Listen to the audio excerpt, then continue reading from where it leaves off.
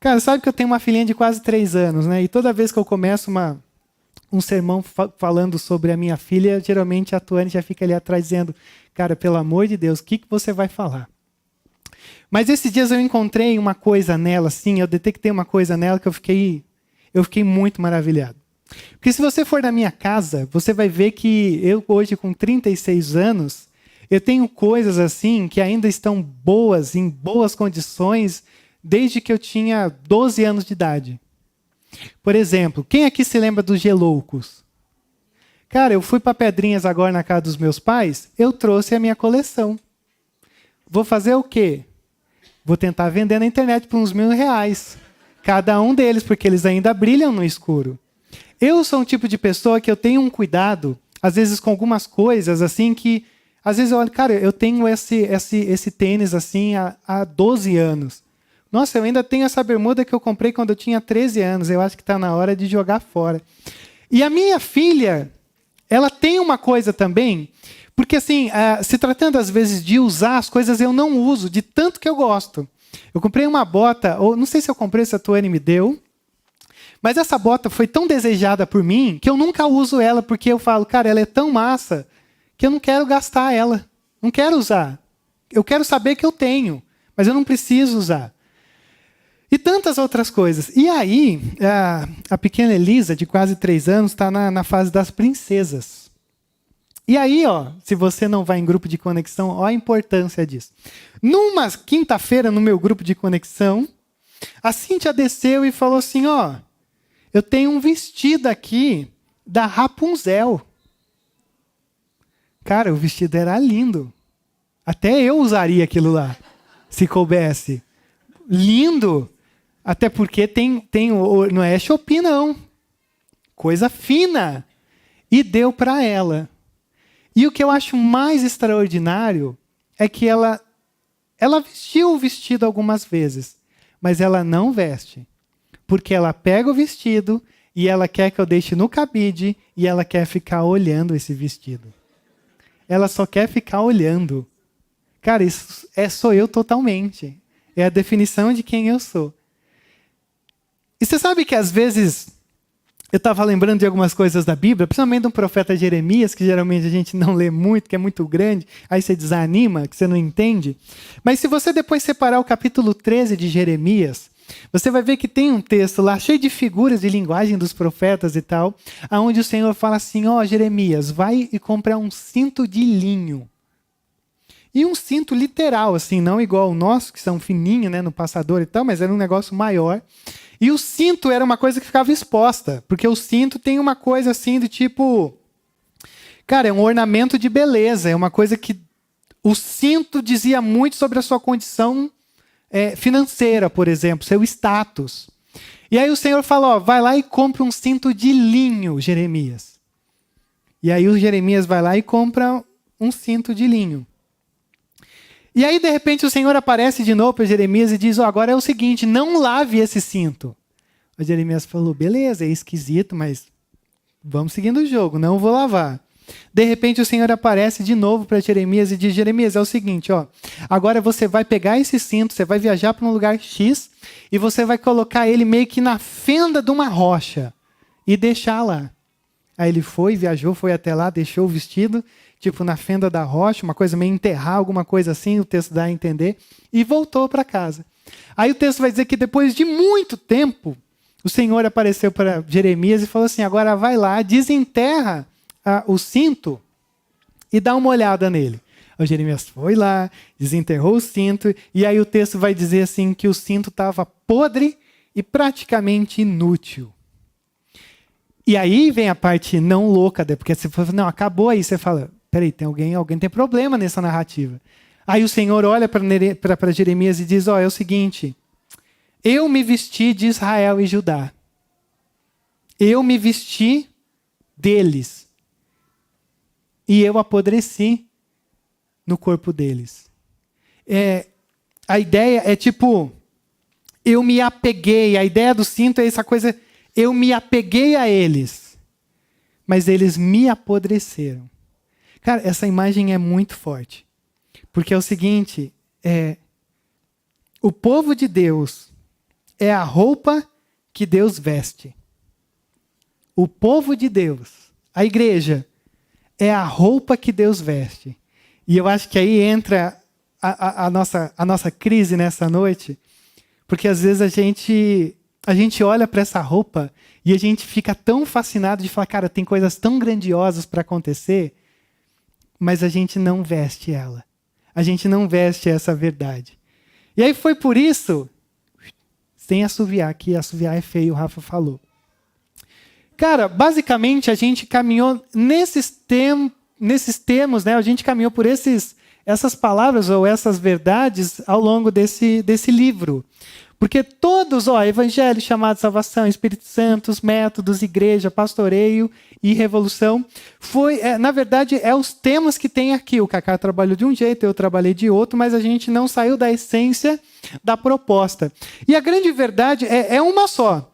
Cara, muito se falou sobre discipulado, os pequenos grupos têm falado muito sobre discipulado, mas eu queria dizer assim para você, eu resumir, porque tudo que tem um termo meio esquisito, e que eu poderia falar para alguém que não é crente e essa pessoa não entender, eu não gosto.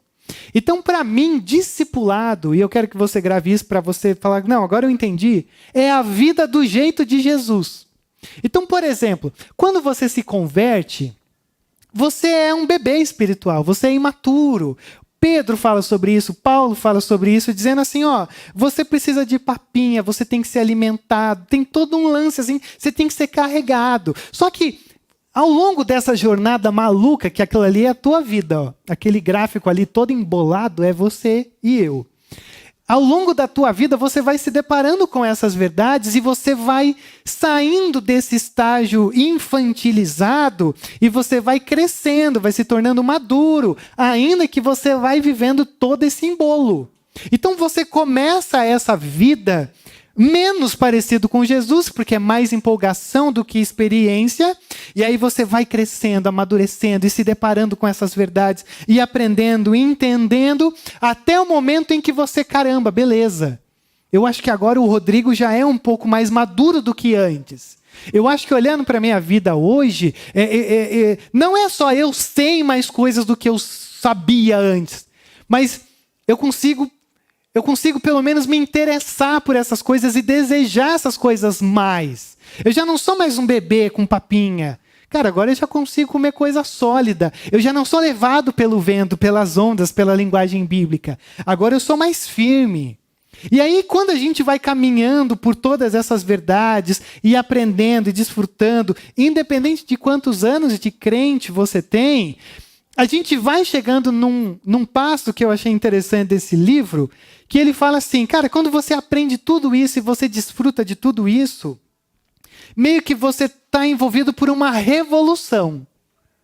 Porque essas verdades, elas são tão fantásticas na nossa vida e elas têm que ser tão palpáveis e tão, assim, influenciadoras que você vai ser envolvido pela revolução de Jesus e as pessoas ao teu redor vão perceber essa diferença. Porque a partir do momento em que você se encontra com Jesus e você continua se encontrando ao longo dos teus dias com esse Jesus, automaticamente as pessoas vão ver, caramba, apesar disso ter que acontecer com muita graça, mas eu vejo Deus na sua vida. Eu vejo assim que você toma decisões, você sonha, você pensa, você tem prioridades que tem a ver com esse Jesus que está aqui na Bíblia. Então, esse é um caminho que o autor vai colocar dizendo, cara, a partir desse momento nós experimentamos essa revolução. E essa revolução que eu quero ver com vocês nessa noite, ela tem a ver com essa explosão, com esse sentimento, com uma indignação, com uma atenção, mas principalmente com uma proclamação que brota a partir de nós. Quando a gente vai vivendo um relacionamento sério e atento com Jesus e com a nossa cultura. Então, só para fundamentar mais um pouquinho, nesse livro, mas aí eu peguei do original, esse cara, ele diz o seguinte, que não nos enganemos, ao enviar de seus discípulos para o mundo, ele, ou seja, Jesus, pôs em marcha uma revolução mundial perpétua. Uma revolução que ainda está acontecendo e que continuará até que a vontade de Deus seja feita na terra como no céu. Então, ele parte desse pressuposto dizendo, a gente se envolve com isso, e aí Jesus já abriu o caminho, e aí ele continua com a gente pelo Espírito Santo, a gente vai vivendo essa revolução, essa contracultura dos valores de Jesus, andando na contramão do mundo, como você quiser chamar, e aí a gente aguarda um momento onde esse Jesus vem para fechar tudo, concretizar tudo. Então, nesse momento, a gente vive a oração do Pai, venha o teu reino. E a gente ora isso dizendo, Pai, venha o teu reino. Mas como? Venha o teu reino a partir de mim. Que o teu reino venha nesses fragmentos da vida, do mundo, da Curitiba, de onde quer que você esteja, a partir da minha vida. Que o teu reino venha através de mim, que eu seja a roupa que o Senhor veste. E aí a gente entra num problema, que eu não sei se é um problema antigo ou novo, mas que talvez é um problema comum, mas com nomes diferentes. Que aí a gente vai vivendo aquela tensão dos dois extremos. E aí, pelo menos antigamente, a gente dizia assim, existe um tipo de espiritualidade monástica. A espiritualidade monástica é aquela coisa onde você tem uma fé, eu vou usar os termos bem comum. Você trabalha uma espiritualidade, mas é uma espiritualidade monástica, fechada, reclusa. Não é uma coisa que transborda, é uma coisa que você guarda para si. Você se fecha. Se você conhece um pouquinho da história, quando você vai lendo a história de Martim Lutero, é curioso porque o Lutero era um cara que a todo momento queria ser consagrado a Deus. E ele fala, cara, a melhor maneira de eu me consagrar a Deus é eu indo para um monastério. Porque lá vai ser um ambiente santo. E aí depois ele fala, caramba, meio que eu me iludi com isso, porque agora eu estou começando a entender que não se trata de lugar, não é algo externo, é algo interno. Eu posso estar num turbilhão da Babilônia e ainda assim estar experimentando uma plenitude santa que eu nem consigo imaginar. Então, às vezes a gente vive essa espiritualidade do monastério, essa coisa reclusa, e isso é complicado. É complicado porque a gente se isola do mundo e a gente vive alienado do mundo. Como existem muitas igrejas, muitas seitas que vivem assim. A galera, se não fala que é crente, você nunca ia imaginar. Meio que ser crente, chavão, é só na igreja. É só nas coisas da igreja. Mas no dia a dia, toca o barco de qualquer jeito. Por um outro lado, e aqui eu acho que eu estou sendo meio antigo, existe uma galera que tem um lance muito que a galera chama de secularizado. Que assim, por um lado você pode ser recluso, mas por um lado você pode ser tão do mundo que você não tem diferença nenhuma, nem relevância nenhuma para o mundo, porque você é igualzinho a eles. E assim, aí é que eu estou dizendo isso, que cara, é muito a minha adolescência, então nem sei se isso aí está no esquema hoje. Mas são as duas questões. E aí a Bíblia trabalha com a perspectiva de que nós somos peregrinos. Ou seja, nós estamos de passagem. E aí você fala, não, Rodrigo, mas se a Bíblia diz nós estamos de passagem, cara, então assim, dane-se, o que importa é o lugar para onde a gente vai. E aí que a gente vê que não. Porque a gente está de passagem, mas a gente está com essa passagem envolvida por um propósito de anunciar as verdades de Deus ou viver as verdades de Deus de uma maneira que impacte as pessoas que estão ao nosso redor. Então, quando eu olho para isso, essa pequena introdução, eu falei, cara, eu vou de novo em Atos, porque eu acho que algum tempo atrás eu falei em Atos 3, se eu não estou enganado, e aí hoje, como a gente leu, eu queria ver Atos 17, mas antes de ver Atos, não sei se você consegue ver aí, cara, só para você ter uma ideia, o livro de Atos ele é fantástico, ele trabalha períodos, e esses períodos são importantes de você entender, porque meio que Jesus deixa, após a crucificação, ressurreição, Jesus fica mais ou menos uns 40, 50 dias aí. E aí, de repente, Jesus reúne os discípulos e diz, vocês vão ser minhas testemunhas em Jerusalém, Judeia, Samaria, os confins da terra. E aí ele sobe, e aí os discípulos ficam meio sem entender o lance e tal, mas fala, beleza, vamos aceitar, porque não tem mais como puxar o pé de Jesus e qualquer coisa assim. Isso em Atos 1. Em Atos 2, o Espírito Santo vem e reveste a igreja para que a igreja continue sendo o que Jesus fez. Ou seja, a igreja passe a ser agora essa roupa de Jesus.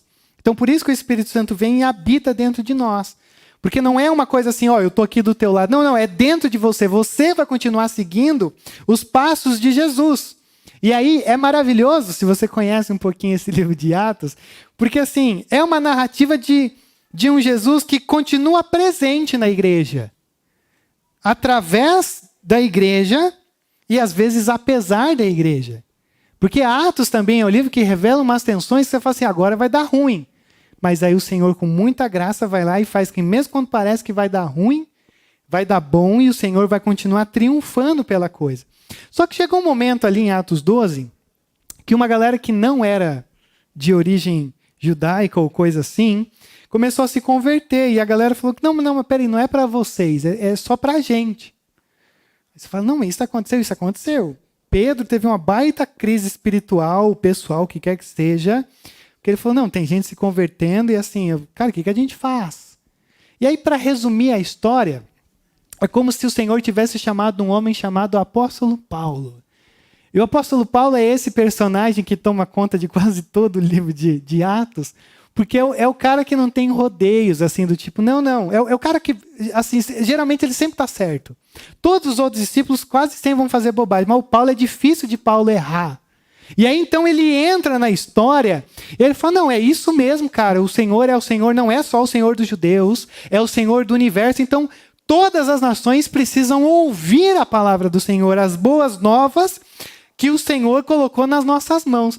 E aí, cara, não sei se dá para você ver, mas a vida do apóstolo Paulo em Atos, ela é marcada por 3 viagens missionárias. Cara, é que eu não coloquei o mapa porque não ia dar para ver, mas se você é um old school e você está com a sua Bíblia antiga aí, lá no final tem os mapas, sabia? Cara, é muito legal, porque geralmente vai ter lá as viagens do apóstolo Paulo. Esse cara é sinistro o que ele fez pelo tempo em que ele vivia. E aí na primeira viagem ele passou por esses lugares, na segunda ali e na terceira lá. E aí então, o que eu queria ver com vocês é esse apóstolo Paulo quando ele chega em Atenas. Porque assim, deixa eu já antecipar uma coisa importante. A ideia não é você sair daqui e falar assim, cara, então eu já entendi, eu acho que eu tenho que largar o meu emprego, largar tudo e ser um proclamador do evangelho de rua. Cara, pode ser que Deus te chamou para isso e tá tudo bem. Mas o que eu queria que você percebesse aqui é algo mais relacionado do tipo as coisinhas que acontecem com o apóstolo Paulo e como essas coisinhas elas são importantes para a gente ter experiências parecidas com Paulo em Atenas no nosso contexto. Não é na mesma dimensão, você não vai ser chamado para um areópago, eu acredito, não vai ter um lance como aconteceu aqui. Porque às vezes as pessoas dizem, não, a gente tem que viver isso. Não, peraí, cada um de nós aqui tem família, tem trabalho, tem uma rotina. Mas tem 3 coisas que eu percebi aqui nesse texto que eu falei, cara, isso daqui pode acontecer com a gente em qualquer lugar e precisa acontecer com a gente em qualquer lugar e eu sei que isso vai ser muito necessário para a gente começar a desfrutar de ocasiões como essa. Às vezes pode ser nesse nível, mas às vezes num nível pequeno, mas que precisam acontecer. Então, se você está ligado aí comigo, vamos começar a olhar esse texto e ver algumas coisas legais aí. O texto então começa dizendo assim, enquanto esperava por eles em Atenas, esperava por quem? Paulo está esperando Silas, tem uma galera que ficou lá, o Paulo já foi. Cara, o Paulo sempre sofre, assim, ele vai passando, ele vai pregando, vai ter gente que gosta, vai ter gente que odeia. Aí ele pode ser apedrejado, ele pode receber chibatada, ele vai ser menosprezado. Tipo, não é fácil o caminho do apóstolo Paulo. Então, por isso que você tem que olhar para as viagens e falar, cara, esse cara não desiste fácil mesmo, porque na primeira ignorância que eu sofreria, eu já tinha abandonado tudo isso e de não, deixa quieto, não é para mim. Então ele está esperando pelos parceiros deles que ficaram lá, porque ele saiu vazado de Bereia. E aí o texto diz então, enquanto esperava por eles em Atenas, Paulo ficou profundamente indignado ao ver que a cidade estava cheia de ídolos. Isso aqui é o nosso cenário, é o começo do texto. enquanto esperava. Eu acho massa essa ideia de esperar. Porque assim, eu não sei se você tem facilidade para isso. Cara, embora seja meio difícil, mas eu tenho. Você consegue esperar sem fazer nada? Porque geralmente não existe mais esperar pra gente. Você sempre está fazendo alguma coisa. Você fala, não, eu espero, mas eu estou olhando o celular. Não, então você não sacou a ideia. Esperar do tipo assim, cara, não está fazendo nada. Esperar esperando. Eu consigo, eu tenho essa... Eu não sei se isso é um dom, uma maldição, mas eu consigo não fazer nada. Tipo, ficar olhando para nada enquanto eu estou esperando. Não fazer nada. E quando a gente pensa em esperar, geralmente a gente sempre pensa numa espera do tipo perder tempo. Do tipo, cara, não, só estou esperando. Pedi o Uber, só estou esperando aqui, 5 minutos. Ah, o Lazarento cancelou, vou pedir o outro e tal. Geralmente, a nossa espera, ela sempre é uma espera meio vazia. A nossa espera, ela sempre é uma coisa do tipo, cara, não existe propósito nenhum aqui nessa espera. A nossa espera, ela nunca é algo que você fala assim, não, mas peraí, pode acontecer alguma coisa aqui. Não, passa logo, chega logo, o ônibus, o que é que chega. E o que eu queria que você percebesse é que todo esse episódio acontece dentro de uma espera. Ele só está esperando. Imagina ele sentadinho no pão do ônibus, esperando, aí ele começa a olhar para Atenas. E aí, de repente, o texto vai dizer que ele começa a ver que a cidade estava cheia de ídolos. Algumas pessoas dizem que Atenas, ela tinha mais ou menos 2 ídolos por cidadão. 2 ídolos por habitante. Então, assim, cara, deveria ser uma coisa sinistra do quantos ídolos deveriam ter ali na cidade, assim. Aliás, eu não tenho vontade nenhuma de conhecer Israel. Não é um menosprezo meu. Mas eu morro de vontade de conhecer todos esses lugares que o apóstolo Paulo passou. Se um dia você quiser, a gente vai na caravana do Hernandes Dias Lopes para aprender algumas coisas lá. Mas isso aí fica para um outro momento. E quando você guardar uns 50 mil também para conseguir. Mas o que eu queria que você percebesse é que essa palavrinha, eu espero, mas eu estou vendo, é a grande sacada do negócio. Porque o ver de Paulo tem a ver com perceber, tem a ver com considerar, tem a ver com um olhar clínico daquilo que está ao meu redor. Eu não estou só assim, caramba, cadê o Silas? Não chega nunca. Cadê o Timóteo? Cadê o pessoal? Não é um negócio assim. É um olhar de que Paulo está envolvido com o seu tempo. Paulo, ele espera, mas o seu olhar, o seu coração, a sua mente não desliga do contexto em que ele está vivendo.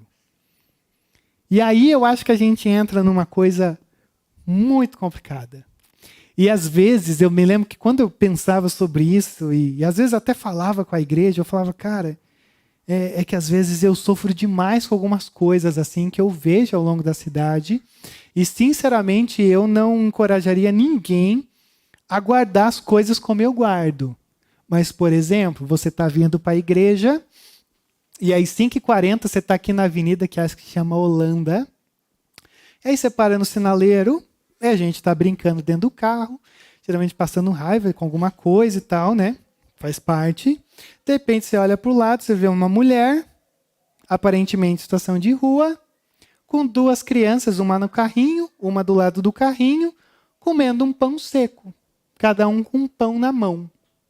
Aí você olha, você para e diz assim, cara, não era para ser assim. Tipo, não era para eu passar com isso e às vezes nem perceber.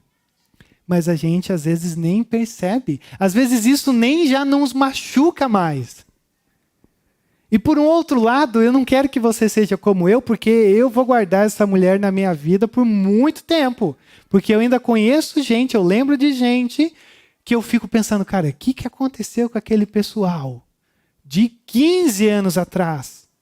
E eu fico angustiado, me sinto sufocado, porque eu fico pressionado dizendo... Porque às vezes eu vejo demais e eu guardo demais. E o apóstolo Paulo é um tipo de cara que olha para isso, ele diz, cara, eu estou vendo o que está acontecendo ao meu redor. E mais do que a gente às vezes vivenciar isso, obrigado, Rafa, é às vezes a gente experimentar o não ver, porque a gente vai vivendo uma vida não de espera, mas de correria, que a gente já não consegue ver as coisas que estão ao nosso redor. E aí eu estava consultando uma psicóloga online, falei, cara, será que existe uma diferença entre olhar e ver? E aí eu até ia tirar essa dúvida com a Nanda, outros psicólogos que tinha aqui antes, mas não deu tempo. Mas ela disse que sim, então se ela disse que sim, eu falei, então eu vou replicar. Que ela falou, existe uma diferença. Ver é longe, olhar é perto. Não sei se é um conceito que ela inventou ou se é uma coisa popular. Mas eu achei interessante, porque para ela diz assim, ó, ver é aquela coisa, não, eu vi o pessoal da igreja. Mas olhar é você perceber as pessoas, cada uma que estava na igreja. Cara, não vou entrar no mérito se isso aqui é loucura ou não. Mas eu sei que é o seguinte, Guimarães Rosa tem uma frase que ele diz assim, o correr da vida embrulha tudo. Às vezes a vida é tão corrida que fica tudo embrulhado. E aí a gente só vê, mas a gente não olha. A gente só percebe, mas a gente já não sente. A gente até sabe que existe, mas, cara, eu não quero ficar depois de madrugada acordando e falando, cara, onde que aquela mulher com aquelas 2 crianças está nesse exato momento? Isso dói, isso machuca. Mas eu queria dizer para você uma coisa. Às vezes a gente fica esperando demais, e isso, por motivos óbvios, não é errado, que o Senhor fale algumas coisas no nosso coração. Mas deixa eu encorajar você a pensar no seguinte, Deus fala muito ao nosso coração quando a gente começa a olhar para o nosso contexto. Deus pode falar muito e nos colocar em coisas extraordinárias e às vezes até que você não queria que tá. Quando você começa não só a ver, mas olhar o lugar onde você está vivendo. Só para você ter uma ideia, a história de Neemias começa com isso. Aparece um cara lá, a gente não sabe se é irmão de Neemias de verdade ou irmão de etnia. E ele chega... E aí o Neemias chegou, me diz um negócio, como é que está com o pessoal lá que não foi para a Babilônia, em Jerusalém e tudo mais? E o cara fala, mano, está todo mundo devastado. E todo o decorrer do livro acontece por causa do quê? Porque o Senhor apareceu para Neemias e diz, ó, vai lá reconstruir os muros. Não, porque ele fez uma pergunta. Então quando eu digo para você também olhar ao teu redor, ou estar mais envolvido com o teu contexto, não é só para você olhar. Mas às vezes é bom perguntar. Eu tenho um negócio que eu perdi agora na Uber, mas eu vou retomar. Geralmente eu nunca pergunto tudo bem. Porque tudo é muito. A Tony fica achando que eu sou tonto quando eu falo isso. Mas tudo bem é muito mesmo. E ninguém vai falar, não tá. Agora, quando você pergunta, e aí, como vai? Cara, as respostas são diferentes. Geralmente, se eu já falei isso para você, você me perdoa. Se eu falar tudo bem, é porque eu não quero saber. Agora, se eu perguntar como vai, cara, poxa, foi um dia estranho. Muitas coisas podem acontecer quando a gente começa a olhar ao nosso redor. Um teólogo muito famoso, todo mundo já falou que falou essa frase, e esse cara falou essa frase num contexto bem esquisito, mas ele diz que o cristão ele tinha que estar de um lado com a Bíblia na mão e do outro lado com um jornal. E assim, é bem polêmico, mas eu vou pelo caminho mais simples, né, do que eu interpreto isso para a gente hoje. A gente tem que estar com a Bíblia na nossa mão, mas a gente tem que estar com o nosso contexto também na outra para a gente conseguir entender o que o Senhor está nos chamando a fazer e nos convidando a vivenciar. Porque tudo isso só está acontecendo porque Paulo está esperando, mas não é uma espera passiva. É uma espera atenta. E aí a segunda coisa que acontece com ele é que ele não apenas está atento, mas enquanto esperava por eles em Atenas, Paulo ficou profundamente indignado ao ver que a cidade estava cheia de ídolos. Porque também não adianta só ver. Não adianta só sentir.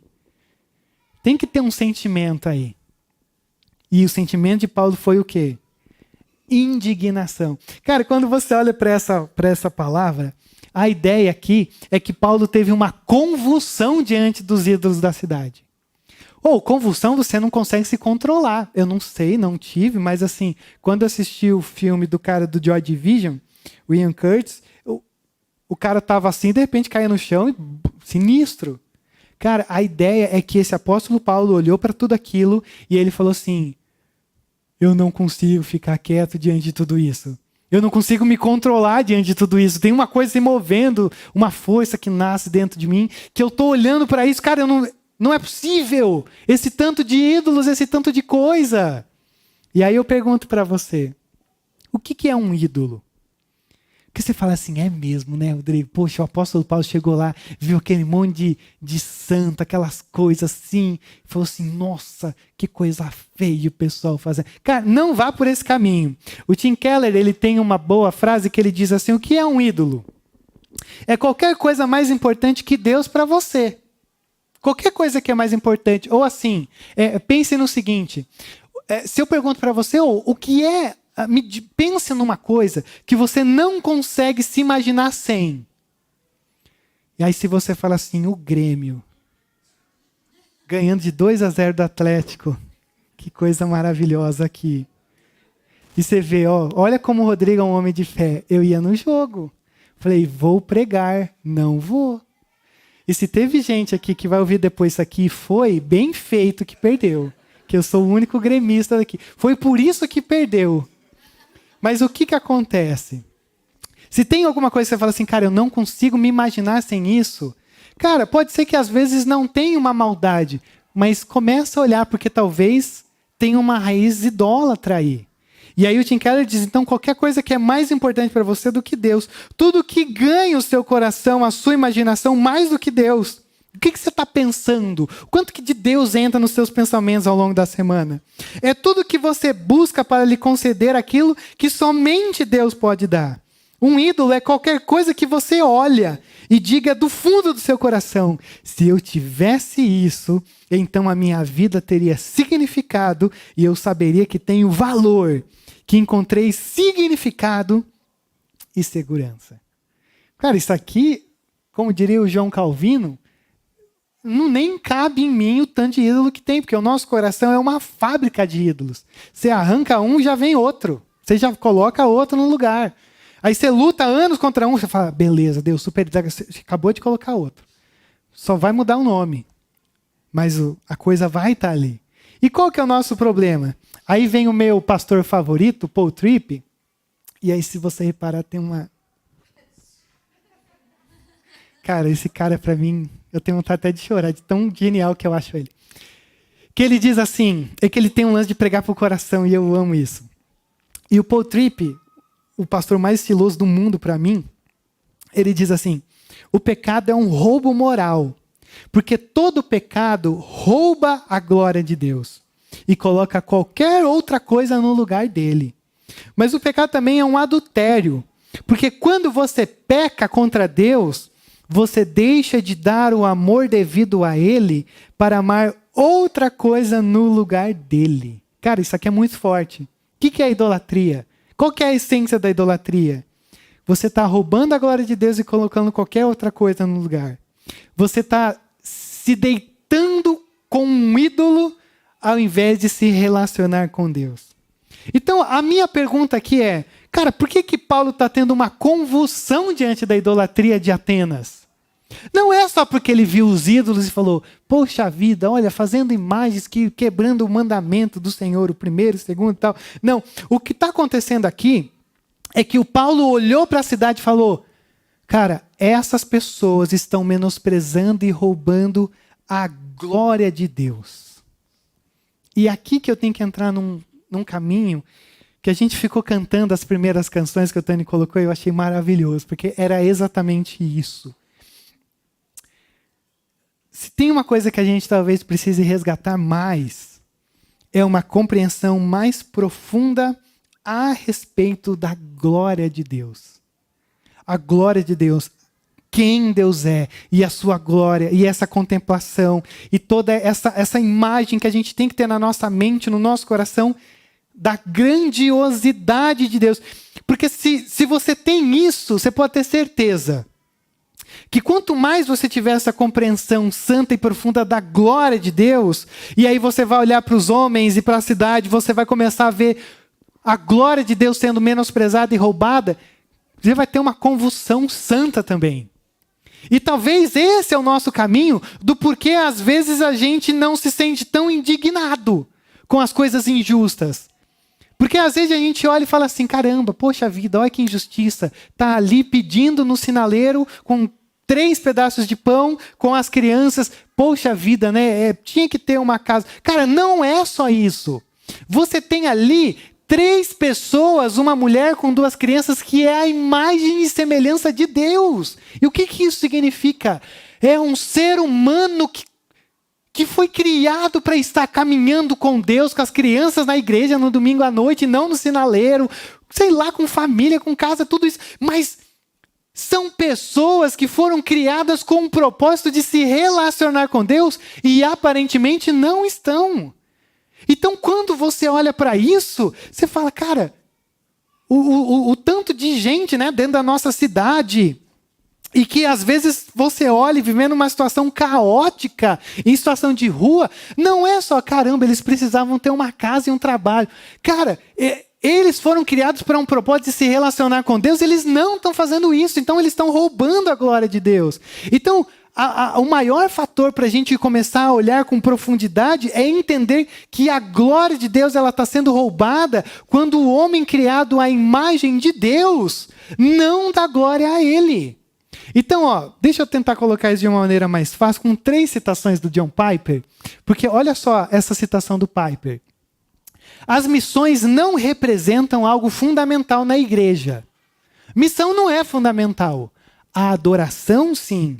A adoração ou a preocupação com a glória de Deus é o combustível e a meta da evangelização ou das missões. Assim, a proposta não é vamos ter uma igreja evangelizadora, não. Vamos ser uma igreja que leve outros a adorar esse Deus. Olha a outra citação.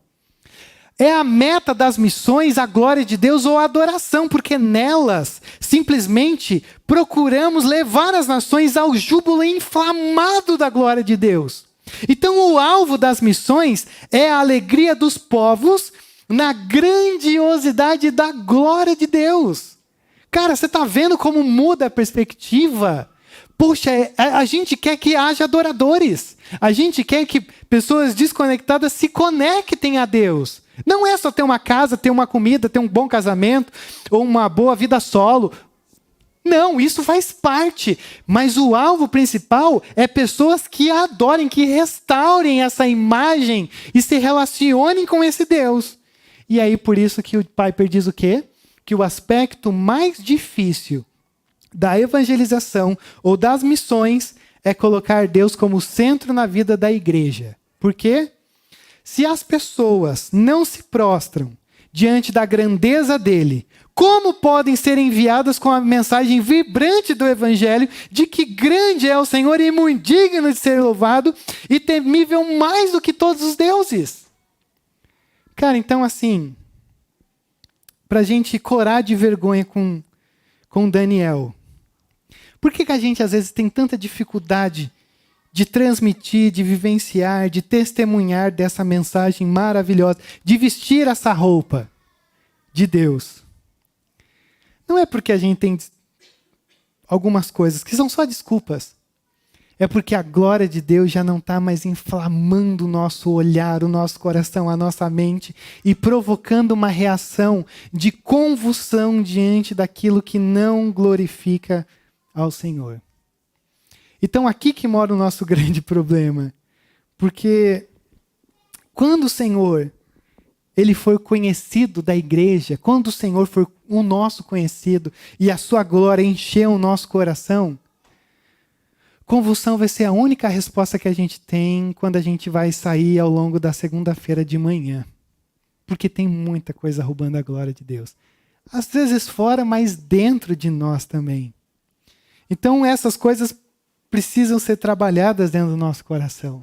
Então veja só, o apóstolo Paulo, tudo porque ele olhou a idolatria, teve uma convulsão, e olha só como a história vai desenrolando para o final.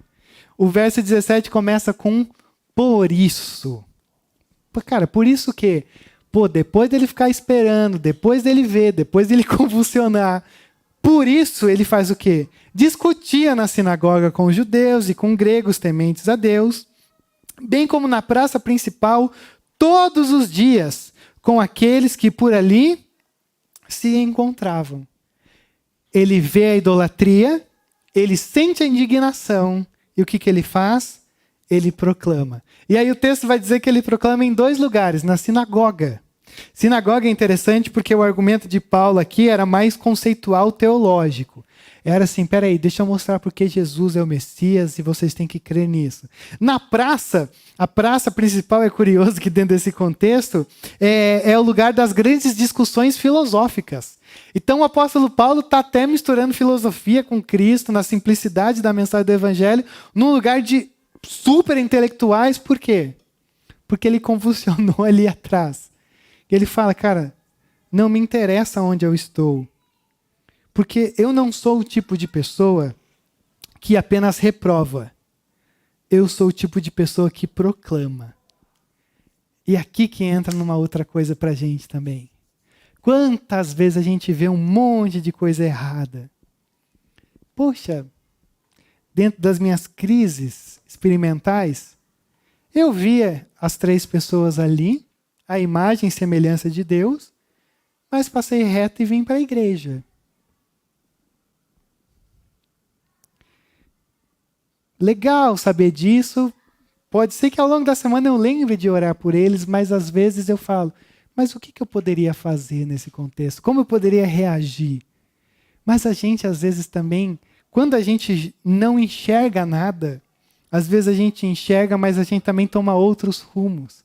E geralmente poderia esperar chegar o Silas, o Timóteo aqui e falar assim, caramba, que cidade impiedosa, né? Cheia de ídolos e tudo mais. Pô, vamos embora daqui? Que lugar esquisito, tem uma energia esquisita, né? Esses negócios estranhos. Cara, para Paulo não rola isso. Paulo é o cara que confronta. Porque ele não apenas reprova, mas ele... Cara, eu preciso anunciar. Não basta só ter uma convulsão. Porque geralmente a gente faz isso. Se a gente se sente confrontado com alguma coisa, esse é um bom texto para dizer, cara, não tenha medo, não. Até porque, embora Paulo está numa sinagoga e numa praça filosófica, a mensagem do Evangelho é muito simples. E já já você vai ver como é simples. Mas antes, olha aí. Ele começa a dizer uns nomes aqui, ó. Verso 18. Alguns filósofos epicureus e estoicos começaram a discutir com ele. E alguns perguntavam, o que você está tentando dizer, esse tagarela? O que esse cara está falando? Outros diziam, parece que ele está anunciando deuses estrangeiros. Pois Paulo estava pregando as boas novas a respeito de Jesus e da ressurreição. Cara, só um panorama rápido. Os epicureus eram uma galera que eles tinham um lance meio materialista da coisa, assim. É essa coisa do prazer agora. Essa coisa que às vezes, até eu lembro quando eu estudei algo disso no seminário, foi uma coisa que eu falei, não, mas eu concordo com isso também, eu não quero fazer coisas que não dão prazer. Só que os caras aqui eram extremos no negócio, assim, cara, você tem que ter prazer em tudo. Falei, então, peraí, trabalhar então já não vai rolar, porque já não, às vezes não tem prazer. Então eles têm essa filosofia. Os estoicos eram os caras que usavam muito a razão da coisa. E até tem algumas cartas que a gente chama de apócrifas, que não entraram na Bíblia, porque a galera falou isso aqui é esquisito, que é Paulo supostamente Paulo trocando cartas, se eu não estou enganado, com Sêneca. Aí eu já lembro que eu li isso, eu falei, cara, que curioso. Mas é uns caras meio do tipo assim... Deus está em tudo e coisa e tal. Um lance meio assim, bem grosseiramente resumindo. Então, eram filósofos, pensamentos da época, que tinham esse lance bem materialista, ou esse lance bem do prazer agora, ou essa coisa da razão, ou essa coisa do Deus em tudo. Então, assim, cara, é mais ou menos a galera que é religiosa, assim, dos nossos influenciadores.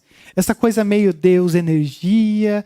essa coisa. Cara, desculpa dar esse exemplo, é bem brega, mas eu lembro muito disso do pessoal orando no BBB, cara. Eu falei, mas que o pessoal tá orando no BBB? Tá. Que esquisito, pelo amor de Deus. Não tem problema, mas estranho, não sei, não combina, ou faixa 100% de Jesus, esse tipo de coisa, assim, essa coisa meio, cara, pode viver com Deus ou essa energia, mas assim, de qualquer jeito. Tanto que quando eles olham para Paulo, eles falam, cara, quem que é esse cara, esse tagarela? Isso aqui é uma coisa meio menosprezando, assim, é como se fosse um passarinho que fica bicando aqui, ali e tal, mas não chega em lugar nenhum. Então eles olham para esse Paulo e dizem, cara, esse cara está anunciando uma mensagem, mas ele não é intelectual. Porque ele está falando de Jesus, falando de ressurreição. Que negócio é esse? E aqui eu acho maravilhoso, porque a nossa mensagem, ela sempre é muito simples. Bom, eu não sei se eu deveria falar isso, mas eu consegui um emprego.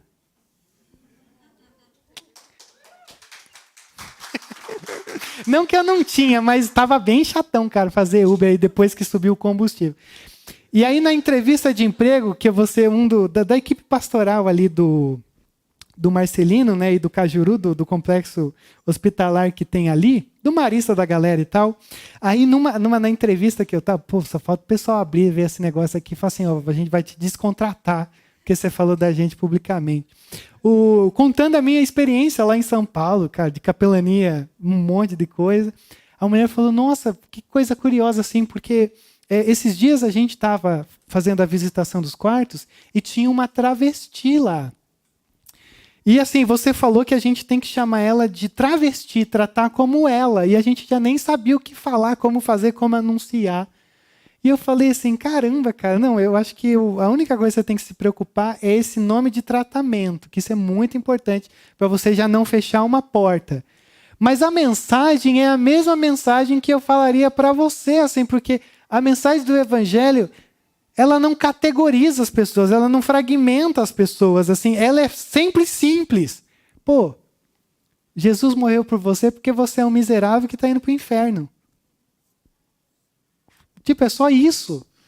E agora ele quer que você se arrependa e caminhe com ele. Olha que mensagem boa. Só isso. Você está indo para o inferno porque os seus pais lá no passado decidiu pecar e aí trouxe essa desgraça para toda a humanidade, essa mancha do pecado. E aí o Senhor veio para nos reconectar com Deus e agora em Cristo Jesus você pode se relacionar com Deus.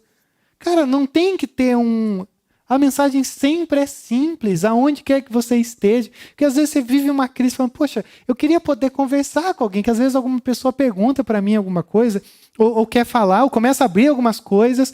Cara, eu sei o que falar, mas eu não sei. Cara, a mensagem sempre é muito simples. Ainda que as pessoas falem, não, mas você é simples demais, você não é tão inteligente, né? Cara, não se sinta mal, porque o apóstolo Paulo também foi chamado de burro. Cara, o que esse tagarela está falando? Fica bicando aqui e ali. Não, cara, a nossa mensagem ela é tão simples que até quando Paulo escreve para Corinto, ele fala, ó, a mensagem ela é simples mesmo, porque não tem sabedoria humana, é totalmente o Espírito Santo interagindo na tua simplicidade de fala e testemunho. E aí, para você ter uma ideia, o negócio foi tão sinistro que eles pegaram o apóstolo Paulo, levaram para um lugar chamado Areópago, que era uma espécie de tribunal da época, meio que um conselho da cidade, e eles chegaram assim, podemos saber que novo ensino é esse que você está anunciando? Você está nos trazendo ou nos apresentando algumas ideias estranhas, e queremos saber o que elas significam. Pois todos os atenienses e estrangeiros que ali viviam não cuidavam de outra coisa, senão falar ou ouvir as últimas novidades. O apóstolo Paulo está sendo acusado de levar coisas estranhas às pessoas. Eu queria que você gravasse isso no teu coração. A mensagem do Evangelho, o nosso testemunho, a nossa vida, ela tem que sempre soar estranho para a nossa cultura. Cara, nunca pode ser uma coisa assim onde as pessoas falam, poxa, sempre tem que ter uma coisa que desperte, entendeu? Mas isso aí é meio que uma contracultura do que a gente aprende, acredita, da cidade, dos nossos valores. E aí tem uma citação tirada desse texto, que o Dallas Willard diz assim: os ensinamentos de Jesus, e ele está falando sobre o Sermão do Monte, mesmo mutilados e fragmentados, têm um poder incrível de perturbar os sistemas humanos, incluindo os que afirmam ser os seus proprietários. Ele é o desajustado, e isso está à disposição de todos aqueles que o procuram. O que ele está dizendo? Que, na verdade, a mensagem de Jesus, ela soa estranho, porque é uma contracultura à nossa cultura. Caminha na contramão de tudo aquilo que se diz e ensina. Pô, não, mas eu não sei. Então, pega a sua Bíblia e abra depois, na sua casa, não agora, Mateus, e leia o capítulo 5, 6 e 7, que é o grande resumão do que significa ser um discípulo de Jesus. E aí já começa, feliz pra caramba é quem chora. Mais do que feliz é quem é perseguido. Não, mas tá errado, Jesus. Acho que o Senhor confundiu, ou Mateus escreveu errado. Não, é isso. São essas coisas. Se alguém te obriga a caminhar 1 quilômetro, ande 2. Se alguém for te assaltar, pega a sua blusa e fala assim, tô aqui, para você vestir, para não passar frio quando você for assaltar outras pessoas. Jesus, acho que ficou um pouco desatualizada essa parte. Cara, é uma contracultura total. E o que é mais legal, passa para mim, Cláudio, fazendo um favor. A galera não falava de outra coisa a não ser a mensagem de Jesus e a sua ressurreição. Tipo, a fofoca da cidade era o quê? Cara, tem um cara falando de um tal de Jesus aí. E esse Jesus ainda ressuscitou. Eu acho legal isso, porque assim, por um outro lado, sabe que às vezes, num sentido muito cuidadoso, a igreja ela não apenas responde perguntas, tá? Às vezes a igreja ela levanta perguntas. Porque às vezes a gente, principalmente quando a gente é líder, pastor ou coisa assim, parece que tudo que acontece existe uma pressão onde as pessoas falam, e aí, o que você acha disso? Cara, eu não acho nada, eu acho que é um tonto quem colocou esse negócio, ou tonta, porque eu não sou refém da cultura, não. Se eu tiver opinião, beleza, mas assim, eu não sou refém de uma cultura. Mas é interessante também como a gente, às vezes, tem que ser chamado a ter, ou estar envolvido com as discussões atuais. Porque, assim, num tempo não muito distante, ainda era discutido, assim, num contexto bem diferente do seu, se você poderia ter uma bateria na igreja ou não. E aí você fala assim, nossa, Rodrigo, existia isso? Não, existe. Ainda existe isso. Não, mas o pessoal se reuniu lá e falou que bateria é profano. Sinto muito. Vem morar aqui em Curitiba que tem um caminho melhor. Mas a grande questão aqui é como Paulo está pregando no lugar mais importante do seu tempo, com a linguagem adaptada para essa galera. E aí, Cláudio, para a gente caminhar no fim, senão você já cansa. Peraí, o verso 22, um anterior, Cláudio. Então Paulo levantou-se na reunião do Areópago e disse, veja isso daqui comigo. Atenienses, eu vejo que em todos os aspectos vocês são muito religiosos. Veja que ele não é o cara falando assim, o Senhor está mandando dizer, está todo mundo errado. Cara, se ele já faz isso, já fechou a porta. Na verdade, a gente poderia gastar um mês olhando para esse sermão, esse resumão do sermão do Paulo, porque olha a sensibilidade desse homem. Eu vejo que em todos os aspectos vocês são muito religiosos. E às vezes você vai lidar com gente que vai ter um monte de coisa de religiosa estranha, mas você não precisa ser o cara ou a mulher que vai chegar, cara, legal, eu estou vendo que você está buscando, você já está num bom caminho. Pois andando pela cidade, eu observei cuidadosamente os seus objetos de culto e encontrei até um altar com essa inscrição: ao Deus desconhecido. Ora, o que vocês adoram, apesar de não conhecerem, eu lhes anuncio. Deixa eu repetir essa parte, aí você presta atenção mais um pouquinho aqui, se esforça um pouquinho. Eu encontrei um altar com essa inscrição: ao Deus desconhecido. Ora, o que vocês adoram, apesar de não conhecerem, eu lhes anuncio. Cara, isso aqui parece uma coisa muito errada. O Paulo, ele vai para Atenas, ele olha, ele vê um altar escrito ao Deus desconhecido, ele fala, eu vou falar desse Deus que vocês não conhecem. Isso aqui é uma sacada, e eu vou usar o termo assim, do meu coração. É uma sacada da desgrama, que eu fico assim, cara, miserável, como é que ele achou isso? E aí se você fala assim, caramba, que sacada. Eu vou indicar para você um livro chamado O Fator Melquisedeque. É o meu segundo livro favorito. Primeiro é Bíblia, depois é O Fator Melquisedeque. Esse livro ele trabalha uma perspectiva de como Deus vai deixando ganchos ao longo da história, dentro da nossa cultura. E esses ganchos são as oportunidades para você chegar lá e responder e falar assim, opa, aqui está o lance. Só um resuminho, quando Jonas sai da boca do peixe, ele não sai e a galera ouve a mensagem e a galera acredita por si só. Existia uma cultura de que aquele povo, os ninivitas, aguardavam um profeta que viria no nome do Deus deles e daria uma mensagem de dentro da boca do peixe. Deus usou essa parada para falar assim, cara, é aqui a nossa oportunidade. Ele só pegou e mudou o sentido. O que está acontecendo aqui é o seguinte, o livro, ele diz que mais ou menos em 600 a.C., quase assim antes desse episódio, surgiu uma praga muito letal ali, que atingiu Atenas. E a galera estava morrendo, sofrendo um tanto assim. E aí, de repente, os caras falam assim, cara, os deuses estão indignados com a gente. Os deuses olharam para a gente e falaram assim, vão matar todo mundo. Até porque os deuses gregos, eles têm poder divino, sentimento humano.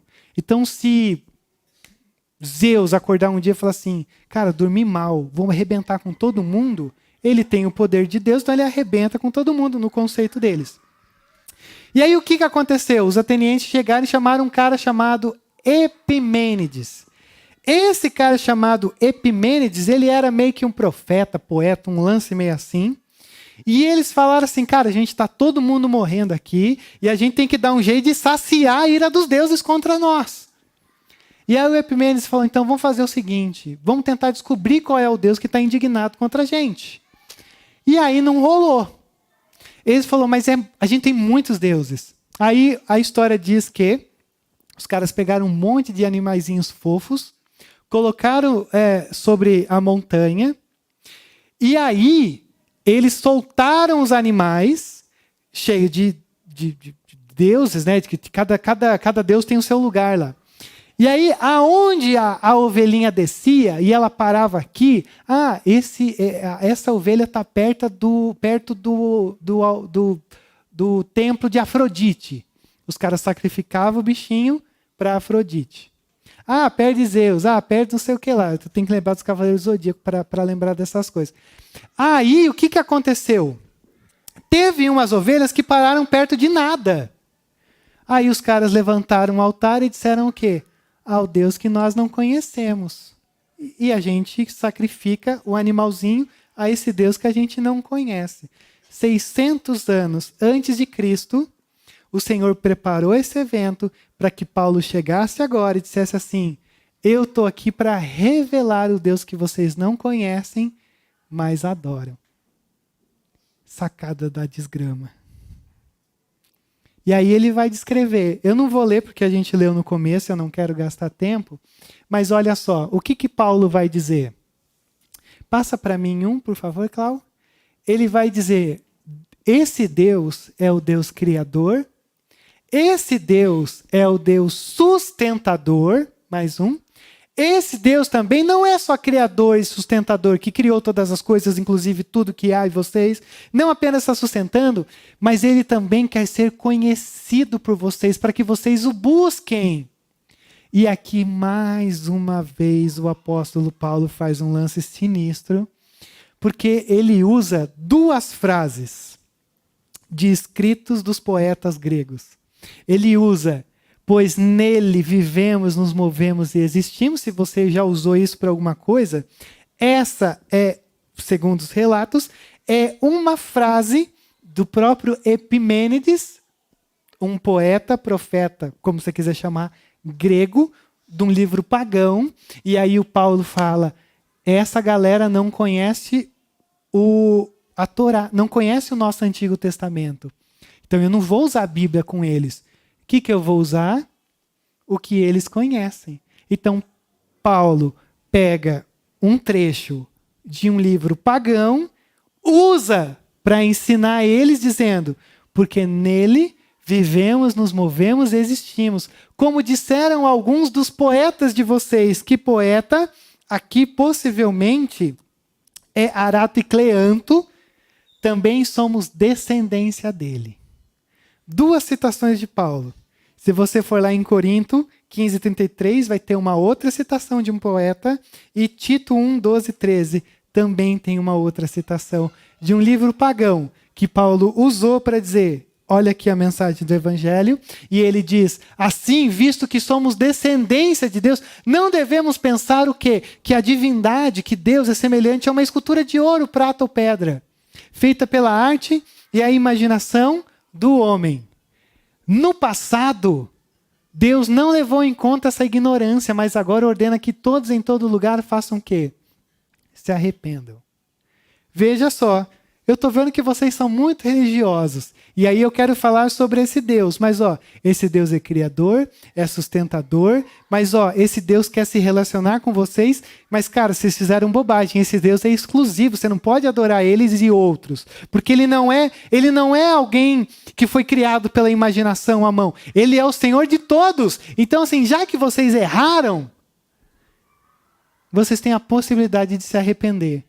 Porque esse Deus, embora seja tão grande, ele ama vocês e dá a oportunidade de vocês se voltarem para ele. Por quê? Porque ele estabeleceu um dia em que há de julgar o mundo com justiça, por meio do homem que designou e deu provas disso a todos, ressuscitando dentre os mortos. Ele deu a oportunidade para vocês. E ao mesmo tempo ele está chamando vocês porque ele vai julgar vocês. E aqui tem um parênteses muito importante. O último capítulo desse livro ele fala sobre o fim, mas de maneira muito frustrada, não era o que eu imaginei. Ele deu uma... Não vou pular essa parte. E aí essa perspectiva do fim sempre é algo que carrega o apóstolo Paulo. Porque o apóstolo Paulo sabe que quando a nossa vida não está centrada em Cristo, o nosso fim vai ser complicado. E aí ele diz, então ele está chamando, dizendo, mas esse Deus ama vocês. Então assim, só para a gente fechar, eu queria que você percebesse alguma coisa aqui.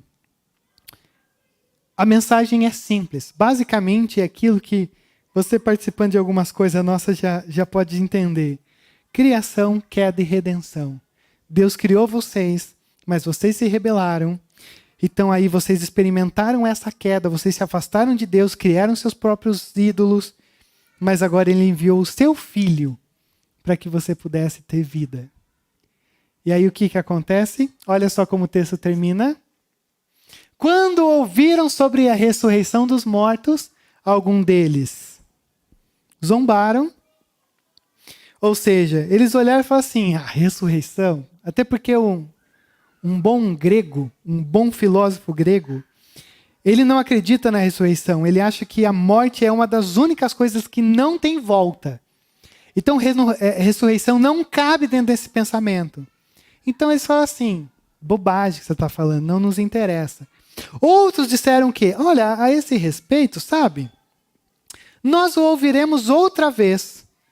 Ou seja, eles falaram assim, cara, interessante, mas assim, tanto faz, tanto fez. Então, meio que uma indiferença. Com isso, Paulo retirou-se do meio deles, mas alguns homens juntaram-se a ele e creram. Entre eles estava Dionísio, membro do Areópago, e também uma mulher chamada Dâmaris, e outros com eles. Então, veja só. O que começa com uma espera, termina com conversão. O que começa com uma coisa sem muita pretensão, só uma segunda-feira, termina com gente zombando, termina com gente indiferente, mas termina com gente crendo. Gente crendo. E quando o Lucas registra isso aqui e diz, ele dá nome É que isso daqui era gente importante. Dionísio, membro do Areópago, e Dâmaris, cara, esse pessoal aqui, ele falou, vou fazer questão. Os outros aí, que é Uber, não, outros mais. Mas assim, Dionísio e Dâmaris é diferente. E é curioso, porque essa é a nossa experiência. Cara, se você... É que a gente não vai fazer isso, nem sei se dá. Mas quando a gente, de alguma maneira, testemunha, não vou dizer que a gente prega, mas a gente testemunha uma convulsão santa, cara, ou vai ser zombaria, tipo, você é tonto, ou vai ser um negócio tipo, cara, tanto faz, mas nunca se esqueça que sempre há gente que crê. Às vezes não creu agora, mas pode um dia crer, tipo, já foi semeado. Ou às vezes você nem vai saber que creu. Mas o importante é você ter essa convulsão. Até porque o C.S. Lewis tem uma frase que ele diz assim: a igreja existe apenas para atrair os homens para Cristo, para fazer deles pequenos cristos. Se não o fizer, todas as catedrais, o clero, as missões, os sermões, até mesmo a própria Bíblia, são simplesmente uma perda de tempo. Deus se tornou homem para nenhum outro fim. Se a igreja não puder atrair homens e mulheres para Cristo, e mesmo experimentando zombaria, indiferença e fé, acho que não tem o porquê estar funcionando ainda. Não tem porquê estar fazendo todo esse ritual. E aí eu quero perguntar para você, o que você está olhando, ou como você está olhando as coisas aí do dia a dia? Se você está como eu, está no mesmo bar, está lascado. Porque a gente tem que ser lembrado de mensagens como essa. A gente tem que ser lembrado sobre afinar o nosso olhar com a glória de Deus e associar aí todos esses lances. Até porque é de uma questão muito discutida, mas o Nietzsche tem uma frase que ele diz assim... É porque uma galera fala que ele era contra Deus, depois a galera fala, não, mas ele a igreja do tempo dele era horrorosa, né? Eu falo, não, ele é contra a igreja, tá, mas ó, depois nos bastidores você pode entrar nisso. Mas ele diz uma coisa que eu acho muito legal. Eles teriam que cantar melhores canções para eu aprender a ter fé em seu Redentor. E seus discípulos teriam que parecer mais redimidos. Independente do por que ele escreveu isso, e ele é muito louco nesse negócio todo, de como ele quer sempre tirar toda essa moralidade que a nossa fé nos ensina por Deus. Mas é curioso porque às vezes, será que a gente, assim, como é que está a nossa roupa? Tipo, se a igreja é a roupa que Deus veste, e aí o Senhor diz para Jeremias, cara, a minha reputação ela foi perdida porque vocês viveram de uma maneira tão desastrosa. A pergunta que esse texto me faz hoje é, que reputação você está dando para Deus na tua maneira de viver? E eu acho que essa pergunta, se ela for ser respondida de uma maneira muito sincera, é mais uma vez para a gente curvar a nossa cabeça e dizer, Deus, tenha misericórdia de mim, porque se a tua reputação depender de quem eu sou, o Nietzsche está totalmente certo e a nossa cultura vai estar totalmente certa. A gente precisa de crentes muito melhores para a gente poder olhar, o Senhor olhar para aí e falar assim, caramba, agora sim eu achei. Mas essa é a grande verdade desse texto. Nós estamos sendo chamados para experimentar uma vida e uma vida em abundância.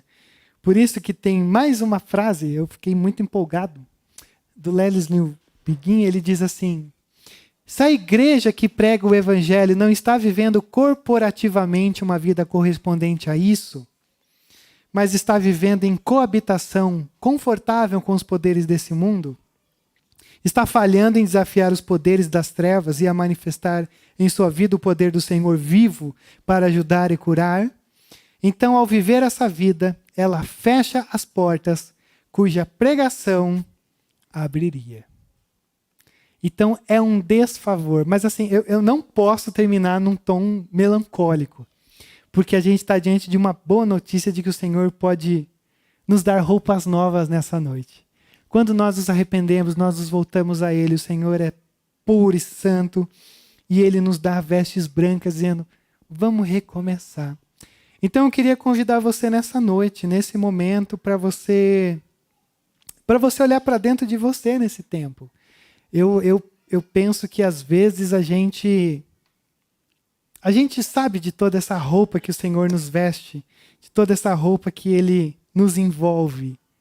E ao mesmo tempo, às vezes a gente pode ficar tão fascinado com tudo isso e falar assim, caramba, que coisa tão grandiosa, mas parece tão distante, é tão bonito. Poxa, olha esses detalhes da roupa, não é nem da Rapunzel, mas assim, que coisa linda.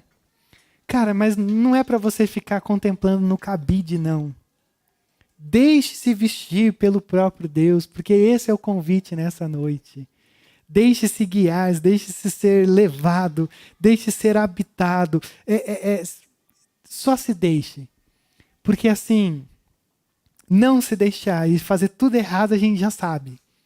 Então a única resposta que a gente tem para esse texto nessa noite é, Senhor, o Senhor sabe o quanto eu preciso do Teu Espírito Santo me enchendo, dando forma a esse corpo, dando forma, enchendo essa roupa que o Senhor tem vestido através da minha vida.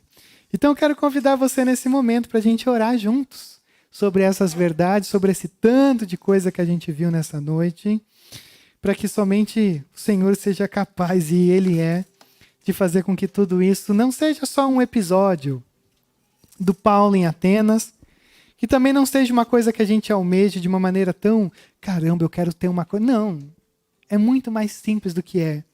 E às vezes a gente só precisa perceber que está ali no nosso dia a dia. A gente só precisa aprender a olhar.